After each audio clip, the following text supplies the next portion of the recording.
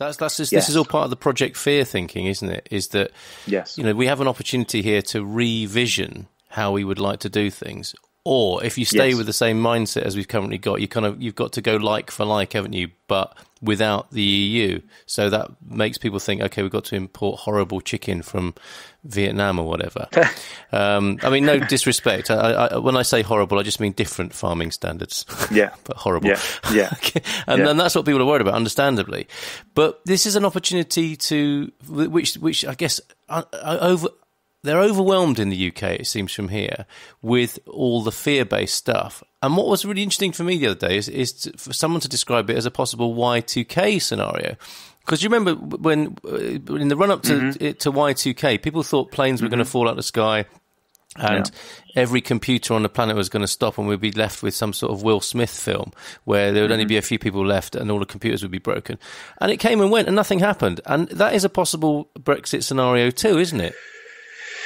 Well, yeah, I agree with you to a certain extent, but I think this time we've got more cause for concern because Y2K was just more about this potential problem that computers didn't have the year 2000 program and then everything would collapse.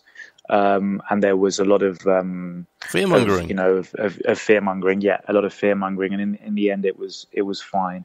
And you could well use that analogy next year when Brexit happens and maybe things aren't as bad as people think they're going to be. But I'm really worried about what's going to happen, just because I used to work in the financial markets, and I know that the one thing that the financial markets fear above anything else is uncertainty. And at the moment, the problem is uncertainty, which is why you're seeing things happening the way they are. Once we know what's going to happen, which won't be next year because there's still a lot of uncertainty, then I think that's the biggest thing that I'm the most concerned about. And I'm also concerned about the type of deal, how we're going to end up leaving. Because if it ends up being a hard Brexit with no deal, then we're in big trouble. Because to give you an example, when Russia started to negotiate WTO trade agreements, it took them 18 years. Now, the Russians are notoriously renowned for being quite complicated and difficult in these sort of negotiations. But this gives you an idea of just how complicated it is going to be for the UK to re-establish all of its trade tariffs and deals with other countries in the WTO, which I think is 164 countries. And we have to negotiate with each one on a number of different products and services. So that to me is a really big problem. Wow. The other thing I'm most worried about, the other thing I'm worried about is our legal system in the UK, because we've been dependent on European law since the 70s. So if we're going to be separated from the ECJ, what's going to happen to our legal system? We're going to have to rewrite most of our laws, which are going to be probably written quite poorly and quite quickly. And we've benefited from a number of improvements to, humanity in the UK since being part of the EU, thanks to EU law, such as, for example, statutory sick pay, women being given maternity pay, people being treated the same as if they were a permanent or a part-time employee. That's just a number of very sort of basic employment laws that changed thanks to influence from the European Union. Now, I'm not saying that we're going to suddenly go back to the old laws that we had, but there is a danger that our legal system will have a lot of problems as Parliament and government has to sort of pass a huge number of laws through a very short period of time, and then obviously the Irish border issue as well. So I think there's a number of things that are genuinely of concern and should be of concern, and obviously at the same time there's a lot of other things that are being talked about that are sort of scaremongering tactics from both sides. But I think we should be worried this time, not like a Y2K situation. We should genuinely be worried. That's making me feel like that was a really useless analogy, given your insight as you've got a grasp of Europe, of financial markets, and it from both sides as someone making a life in Portugal and formerly a Brit. So I have to take my hat off to you and join you in being worried. Well, as I said, I don't know what's going to happen. Nobody does. I can only sort of try and make sort of some sort of well thought out analysis based on my knowledge and what I've read other people say, and I feel sometimes that I can pick out what I think are sort of the intelligent comments and which ones are the scaremongering comments. But look, at the end of the day, I spoke to my grandfather about this. He's 92, and he said to me that this is just going to be another anecdote in history. Yes. And it won't be as bad as people make it out to be. So whatever happens, it's not going to be the end of the world or the end of Europe. Well, it could be the end of Europe, but the important thing is, I think, focusing on how it's going to affect the everyday lives of your regular person in the UK. Yeah. And clearly, a short-term effect of a hard Brexit could be that the pound decreases, which means importation costs will go up because they're paid in dollars. So typically oil's paid in dollars. So that means that fuel costs will go up. So holidays are going to be more expensive, and everyday goods and services are going to be more expensive because transporting them to the UK is going to be more expensive.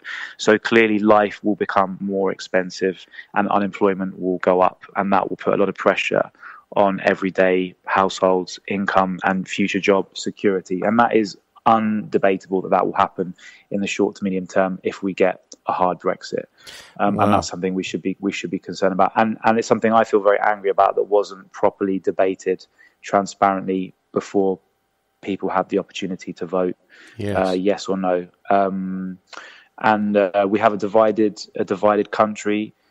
Still a lot of insecurity, still people not really understanding the important issues or what's going to happen. And it's very difficult with this world we live in of so much information, of knowing what to believe and what not. And why should anyone listen to me or to anyone else? People should make their own mind up, and that's their democratic right. And I would never ever criticize anyone for voting leave, because that was the democratic right given to the UK with the referendum. The problem I have with it is that legally a referendum is not legally binding, so the UK government didn't have to actually go ahead with it. In Greece, famously, when there was a referendum to decide the terms of Troika, the citizens of Greece rejected it, but the government decided they had to go ahead with it because they couldn't see any other way out for Greece. And didn't they have one arm behind their back as well? Pretty much, but that's another story, isn't it? It's another story. Read the Varoufakis books to find out more. Yeah. And also, I suppose another angle on this is that we do get locked into these kind of binary situations, don't we? Sort of leave or stay, and what the implications are.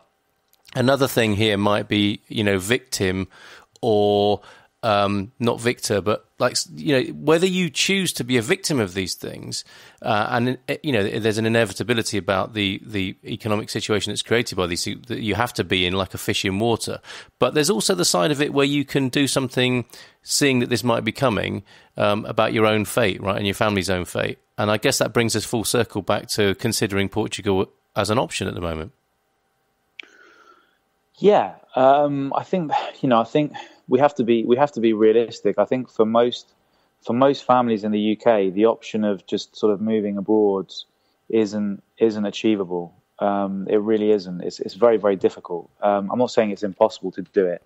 And why should you leave your sort of community or consider doing it when it's been your home for forever? True. So it's I always try and see these things. It should always be a positive decision. Obviously, it's not always achievable to do that. But yeah, for sure, I think for anyone who is concerned about the future of the country it's living in, that could be the UK or anywhere else, then clearly moving abroad is an interesting option if you can do it. And clearly Portugal is somewhere which I think is, as we both know, is a great place to live, and is a great option, especially given the not necessarily having to be able to speak the language to fully integrate and work here. There are a number of different options that you can do, especially if your business is online. Then clearly, that you shouldn't have any reason to stay in the UK unless you've got commitments there which are keeping you there. So we have to wait and see what happens, but I expect to hear a lot more narrative over the next few months. And the only thing I can say to people is just try and read read as much as you can on both sides of the argument, and make your sort of your own decision, and try to avoid just reading one newspaper. Don't just read the Daily Mail or the Guardian, which are probably the two extremes of in or out. Yeah. Yes. I'm a big Guardian reader, but I try not to read it exclusively, because you can get skewed into a narrative from a certain publication. So I think it's important to try and read as much as you can from different traditional media and alternative media as well. There's some very good alternative media which is more independent and has less of an agenda.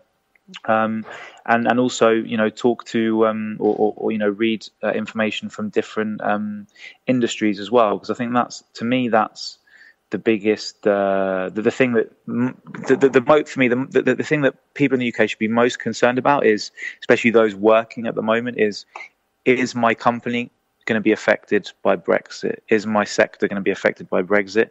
Which sectors are more likely to survive? What opportunities do I have in those sectors? And realistically, what's going to happen to me in this whole process? Wow. And to start really thinking about that now.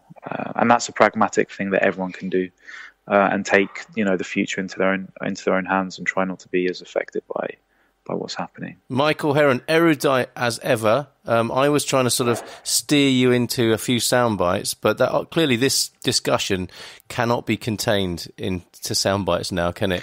And I thank you for your depth. I've ended up rambling on a little bit too much for you, but not at all. I really there were things that I discovered about you I didn't know about, which give you a unique and powerful perspective on this debate. So thank you very much for joining us.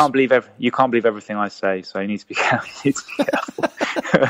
That's why it's important to listen to different people. There he goes again with an erudite disclaimer at the end of everything he said. Michael, thank you so much. Thanks very much, Carl. My pleasure as always. Speak to you soon, all right?